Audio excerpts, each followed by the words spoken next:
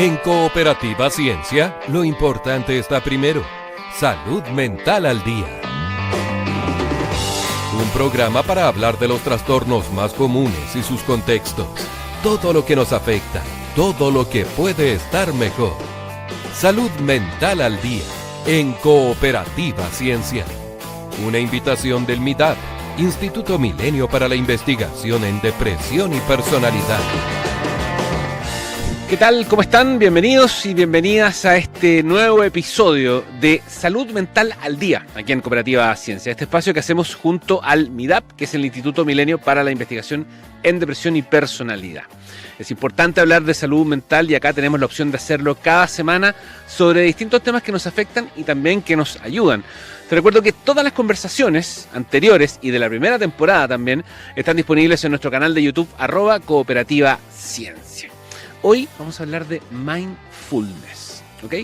Mi nombre es Jorge Lira y les doy la bienvenida a Salud Mental al Día. Con todo lo que nos afecta y todo lo que puede estar mejor. Seguimos compartiendo Salud Mental al Día. Bien, como les decía, hoy el tema es el mindfulness. No sé si todo el mundo lo tiene claro, menos si tiene tan clara su utilidad, ¿no? Lo que sí está claro es que no poca gente lo valora y lo practica, y por eso queremos profundizar en ello. Hoy vamos a hablar de mindfulness. Para eso estamos con Sebastián Medeiros, que es médico psiquiatra, instructor de mindfulness, psiquiatra e instructor en la unidad de salud mental del Centro Médico San Joaquín y en el Centro Mindfulness y Medicina, investigador adjunto del MIDAP. Sebastián, ¿qué tal? ¿Cómo estás? Bienvenido. Hola Jorge, ¿qué tal? Oye, bueno, la primera pregunta obvia, ¿qué es el mindfulness? ¿De dónde viene o de qué viene? Bueno, se traduce habitualmente como atención plena o conciencia plena. Uh-huh. Y hay muchas definiciones conceptuales y quizá para captar más de qué se trata, Sí.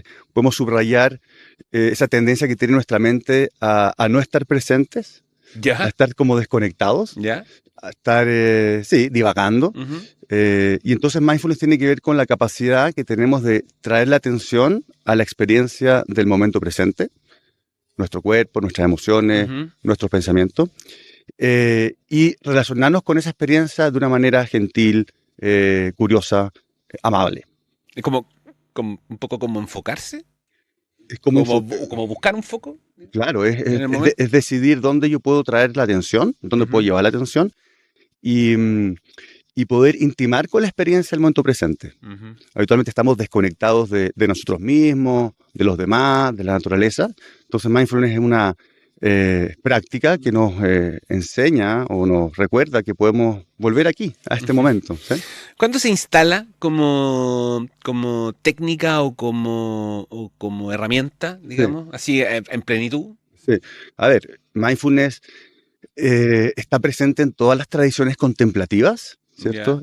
Quizá en las tradiciones más orientales, en el budismo, en el hinduismo, se refinó más su práctica. Entonces tiene 2.500 años, Ujú. 5.000 años como, llamémoslo, herramienta, como técnica de entrenamiento de la mente. Y fue por ahí por finales de los años 70 que, si bien ya había un conocimiento de estas prácticas en Occidente, maestros orientales que viajaron a Occidente o personas que fueron a Oriente a conocer, estaba todavía muy alejado del ámbito de la medicina, de la salud, de la psicoterapia. Entonces fue el año el 79, por ahí, finales de los 70, que esto entró a los hospitales y despojándolo un poco de todo lo que pueda ser más bien religioso, Ya. se fue destilando la práctica como tal para que pueda ser accesible a personas que no van a ir a un monasterio, etcétera, ¿cierto? Y entonces se inserta a través de distintas intervenciones donde se entrena esta capacidad y desde ahí, los últimos 40 años, había una explosión importante de estudios científicos que dan cuenta de sus beneficios. ¿Y cómo te formas en el mindfulness? Bueno, ¿Cómo uno se forma? ¿Cómo cualquiera se forma? ahí ¿O es hay que como, ser, en este caso, médico como tú, o psicólogo? yo distinguiría, a ver, dos cosas. Uno es como uno poder entrenar eso para uno mismo, ¿Ya? y eso Ujú. todos tenemos esa capacidad, Sí. ¿cierto? Hay personas que de naturaleza son más presentes, más conscientes de su experiencia. Hay otros que somos más despistados, distraídos, desconectados, ¿no? Tiene que ver eso con la historia, ¿no? De cada uno. Y entonces todos podemos entrenarlo a través de prácticas que pueden ser ya sea formales, ejercicios corporales, de meditación, ejercicios de movimiento, distintas formas donde se entrena esta capacidad de saber dónde está la mente, ¿no? Y poder traerla de vuelta aquí. Y entonces eso para cualquier persona. Sí. Y lo otro es ya una formación para poder ser facilitador de intervenciones basadas en mindfulness. Eso es digamos, un desarrollo distinto, ¿no? Donde junto con la práctica personal se entrenan capacidades de facilitar grupos, procesos, ¿no es cierto? Y de guiar prácticas. ¿Tuviste que ir a verlo también desde la perspectiva histórica, digamos? Recién lo poníamos como broma, pero lo del monasterio, en fin, como ¿tuviste que también integrarte en ese aspecto o siempre lo miraste? Mi desarrollo, a ver, yo partí como a los 20 años, momentos difíciles de la vida, en donde tuve la bendición de encontrarme con esta práctica gracias a un tío muy querido que ya no está. Y como que me rescató, me salvó de momentos oscuros. Y luego entonces seguí un camino de conocer, practicar, y mientras hacía mi desarrollo profesional. Y en ese entonces era como académicamente poco correcto, digamos. Mal mirado. Claro, era como... hasta que por ahí, por el año 2004, 2005, empezaron a haber una serie de simposios, eventos en donde se reunían científicos, psiquiatras, psicólogos, educadores, con representantes de tradiciones contemplativas, Claro. siguiendo la línea de un trabajo que inició Francisco Varela, neurobiólogo chileno que tenía una beta meditativa importante. Y ahí dije, oye, qué interesante, estos dos caminos pueden converger, ¿no? Entonces ahí yo decidí como incorporar esto en mi quehacer, digamos, clínico. Oye, Sebastián, profundicemos un poco en los beneficios y después ya nos metemos derechamente en la salud mental, digamos, pero tú recién hablabas como de centrarse, como de reubicarse, como de, no sé, enfocarse.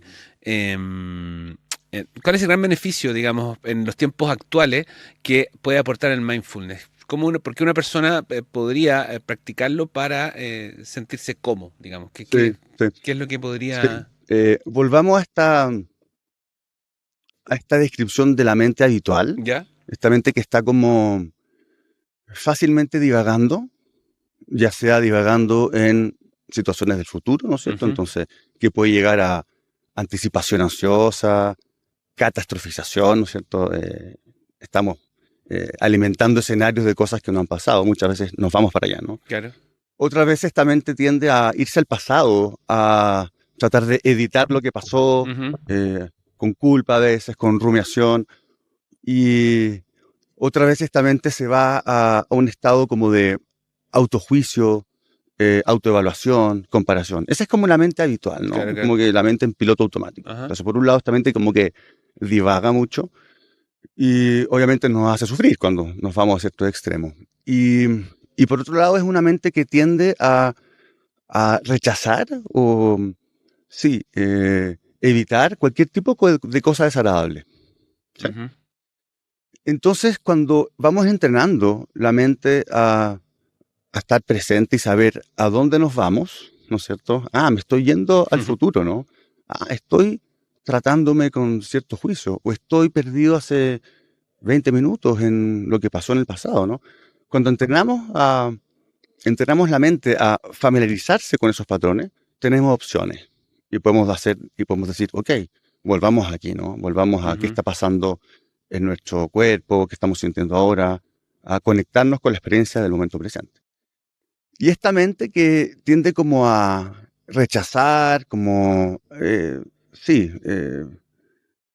quitar o sacar la mano de aquello que está siendo difícil, también nos trae problemas, porque muchas veces, muchas de nuestras conductas tienen que ver con evitar cierto malestar. Claro. ¿Cierto? Entonces, por ejemplo, en las adicciones hay un malestar, ¿no es cierto?, que cuesta sostenerlo y entonces hay un consumo, ¿no? O en la ansiedad, ¿no es cierto? Hay quizá una incertidumbre en el presente, miedo, que cuesta sentirlo, entonces nos vamos al futuro controlando, anticipando. Entonces ahí mindfulness tiene esta gracia como de poder volver al presente, y si estamos evitando alguna experiencia difícil, la práctica nos invita como a llevar curiosidad, gentileza a ese estado interno, ¿no? Para no estar como arrancando de nosotros mismos. Muchas de las enfermedades o de trastornos psiquiátricos tienen a la base esta mente que divaga, que se fusiona con los contenidos del pensamiento y que está evitando sentir algo, ¿no? Entonces, mindfulness sería como una estrategia así que permite pues conocernos más y regular este automatismo que tenemos.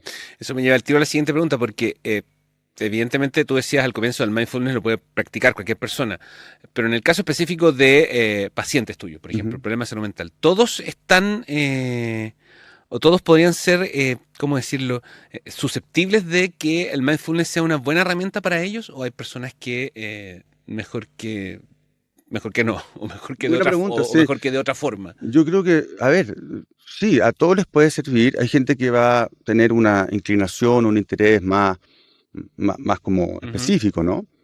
Hay gente que va a partir con una como no creencia, no me sirve esto. Entonces hay algo ahí de la motivación. Y después yo te diría que depende en qué está cada persona. Uno puede más o menos diseñar o pensar en qué tipo de prácticas en cuanto a duración, tipos de objetos de atención, prácticas más seguras, otras no tan seguras, digamos, en términos de exposición. ¿Qué tipo de prácticas pueden ser las más convenientes para una persona según lo que está viviendo? Entonces, por ejemplo, si una persona está en un estado depresivo, súper interesante que pueda reconocer cuando su mente se va a esta rumiación, esta autocrítica, esta autoevaluación, esta mente tan autorreferencial, ¿no es cierto?, y negativa.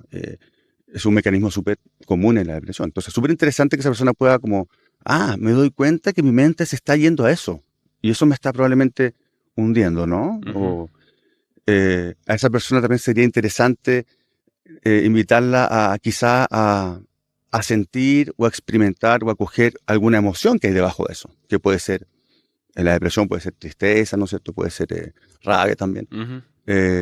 Entonces, de esa manera podría ser útil. Ahora, en el caso de la depresión, si la persona está con una depresión muy severa, donde sus capacidades cognitivas están un poco alteradas, entonces cuesta la concentración, puede que se la haga más difícil. Entonces ahí habría que pensar en prácticas más cortitas.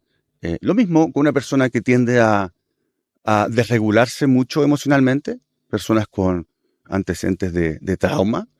Entonces esa persona, invitarla a estar con su experiencia interna mucho rato, con la atención puesta aquí puede ser mucho. Puede ser, claro. Entonces ahí hay un cierto tacto terapéutico en donde uno va viendo en qué está la persona, cómo se puede ir conectando con su experiencia de forma gradual, cuidando la experiencia. Oye, algo que no hemos dicho estamos hablando de una práctica que tú decías, meditativa, digamos, o sea, puede que más o menos uno entiende que puede ser la meditación de manera bien como básica. Yo lo que sé de mindfulness es que hay ejercicios respiratorios, por ejemplo, pero en algunos casos también es como bien actividad física, ¿o no? Ya. O una combinación. Hay prácticas que son formales y prácticas informales. Entonces yo puedo entrenar esta capacidad de estar presente de manera informal, por ejemplo, lavando los platos. Entonces estoy ahí sintiendo muy sensorial, ¿no? Sí. Los olores, los sonidos. Si de repente empiezo a pensar cosas, bueno, vuelvo aquí. Lo mismo la ducha, ¿no es cierto? Puedo estar presente con los sonidos en vez de estar pensando todo lo que se viene en el día, ¿no? Etcétera. Actividades del cotidiano que podemos hacerla con mayor presencia con los 5 sentidos, ¿no? Y luego están las prácticas formales. Y ahí podemos practicar ya sea sentándonos o en algún ejercicio de yoga consciente, por ejemplo, donde voy trayendo atención al cuerpo. El cuerpo es central en mindfulness, como la base, ¿no? Volver a la experiencia corporal. Y dentro de las prácticas más en quietud, ¿no? Ahí hay distintos tipos. Puedo, por ejemplo, practicar la focalización de la atención. Por ejemplo, llevar la atención a la respiración o a las sensaciones de las manos, al asiento y quedarme ahí. Y eso va permitiendo que la mente se vaya de alguna forma calmando. Claro. O pueden ser prácticas más abiertas, en donde simplemente estoy siendo consciente de toda la experiencia que está ocurriendo en este momento. Consciente de pensamientos, sonidos, emociones, sensaciones del cuerpo. Entonces, un foco más abierto. Y también hay prácticas que son más generativas, prácticas como la compasión o la autocompasión, en donde de alguna forma voy como generando ciertos estados, ¿ya? Por ejemplo, de amabilidad hacia uno mismo, más generativo. Hay como, se cruzan, ¿no es cierto? Pero habría esa diferencia, prácticas más bien atencionales respecto a mi experiencia y prácticas donde voy generando estados de, por ejemplo, gratitud, compasión hacia otro o hacia mí mismo, etc. Tú como instructor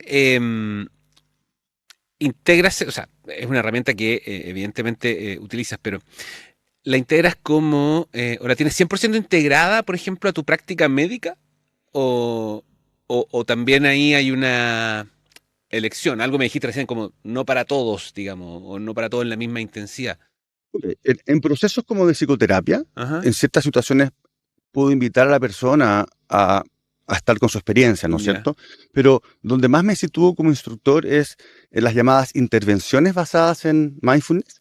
Y ahí hay distintas que han salido. O sea, la primera, de la que hablábamos hace un rato, es el programa de reducción de estrés basado en mindfulness, que partió en el hospital de Massachusetts con John Kabat-Zinn, que fue este biólogo que dijo que interesante sería traer estas prácticas milenarias, digamos, al contexto de la medicina actual, ¿cierto?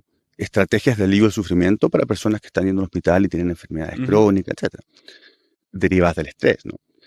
Entonces, ese es un programa que tiene una duración son 8 semanas, son una sesión semanal de 2 horas y media, grupal en general, y ahí entonces el rol del instructor es ir enseñando estas distintas prácticas a las personas, se va guiando una práctica, y luego entonces hay un espacio en donde las personas comparten su experiencia. ¿Qué pasó? Oye, mi mente se fue para cualquier lado. O, qué interesante, ¿no? Estamos aprendiendo a conocer esa mente, a ser expertos en esos lugares donde se va la mente y me trae problemas, ¿no?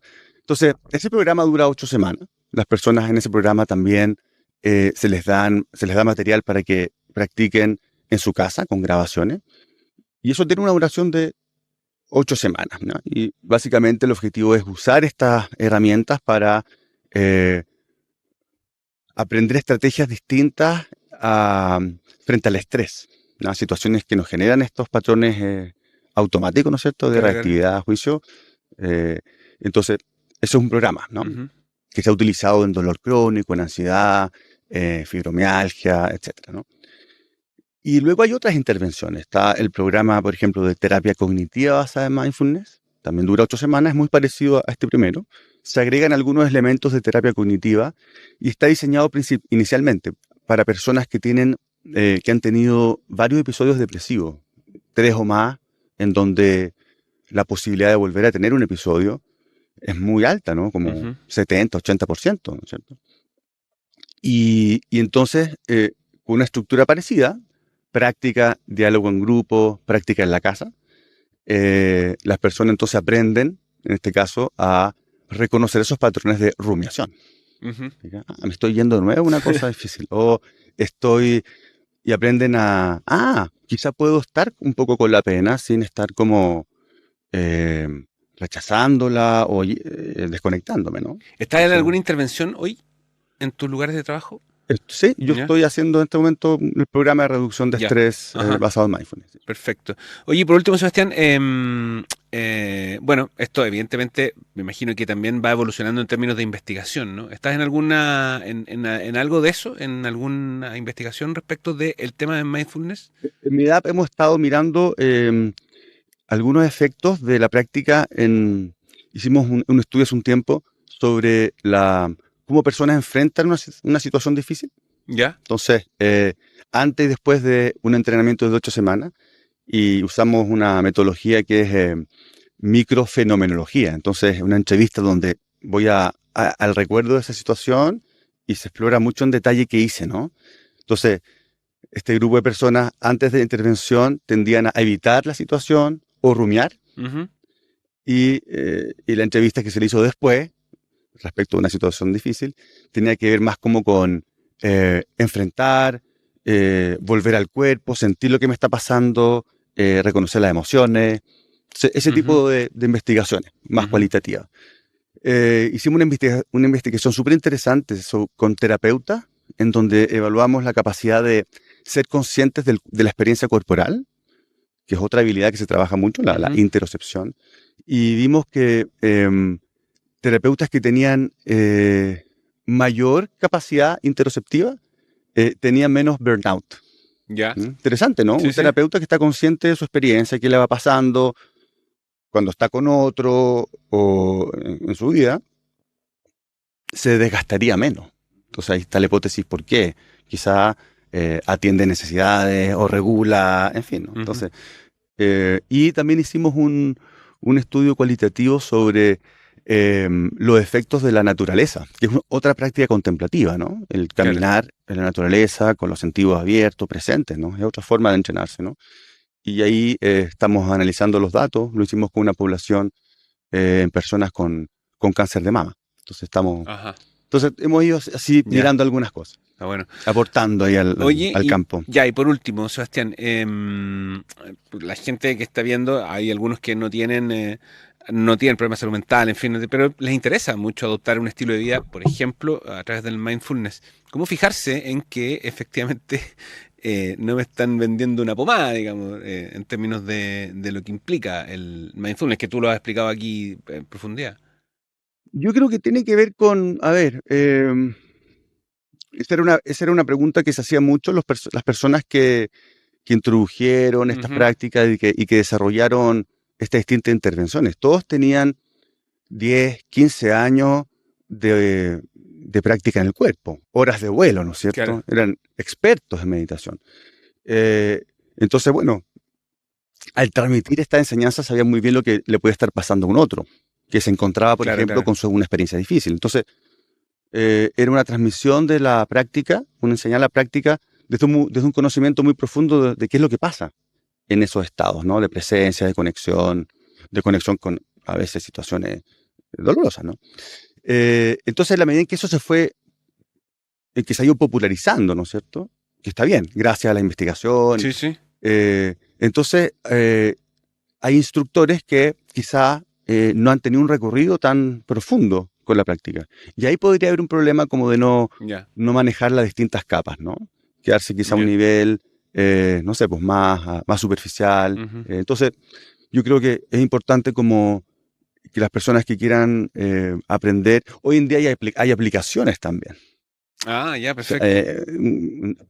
Un gran negocio, digamos, aplicaciones de bienestar y hay gente, y que sirve mucho, digamos, hay gente que lo usa, pero no está la interacción, no está el otro que te dice, a ver, ¿qué notaste ahí? Mira, te sugiero esto, se pierde eso.